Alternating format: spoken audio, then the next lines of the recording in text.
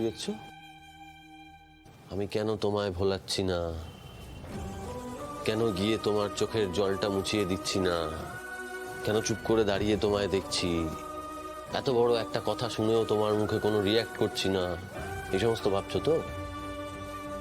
পারলাম না, জানো তো, জাস্ট পারলাম না। ভিতর থেকে এলো না, কেউ একটা আটকে দিল, পারলাম না। কার উপরে এত রাগ তোমার? কার উপর রাগ এত? সেটা কাকে দেখাচ্ছ তুমি? তোমার আমার উপর রাগ না উমার উপর রাগ? আমার সামনে কে দাঁড়িয়ে আছে? উমা তো দাঁড়িয়ে নেই, তুমি দাঁড়িয়ে আছো।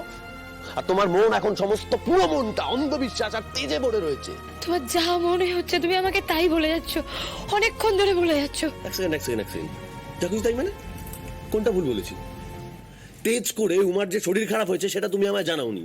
তেজের বরে আমাকে না জানিয়ে তুমি চলে গেছো তোমার ওই তন্ত্র মায়ের পায়ের কাছে গিয়ে পড়ে থাকতে, এই সমস্তগুলো ওষুধ আনবে বলে। আদি, আমি একজন মা আদি, তুমি বুঝতে পারছো না?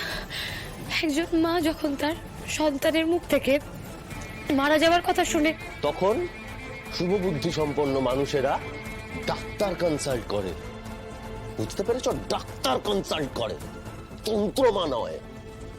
আর তার উপর কারুর মেয়ে যদি এরকম অবস্থা হয়, তাদের বাবা মা যদি ডাক্তার হয়, আরো বেশি করে ডাক্তারের ওপিনিয়ন নেবে। সেটা না করে তুমি কি করছো?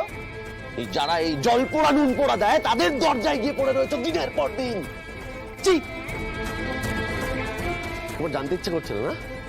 হ্যাঁ, কেন আমি এতটা উত্তেজিত হয়ে যাচ্ছে একবারও জানতে ইচ্ছা করছে না?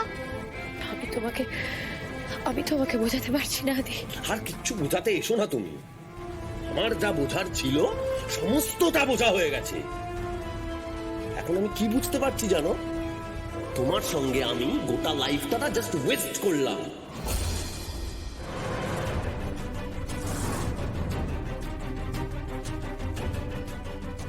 এবার আমার ভয় করছে, এবার সত্যিকারের ভয় করছে আমার। না, আমি নিজেকে নিয়ে ভাবছি না, একদম ভাবছি না। আমার কোনো প্রয়োজনই নেই নিজেকে নিয়ে ভাবার। আমি শুধু ভাবছি আমার মেয়েটার কথা।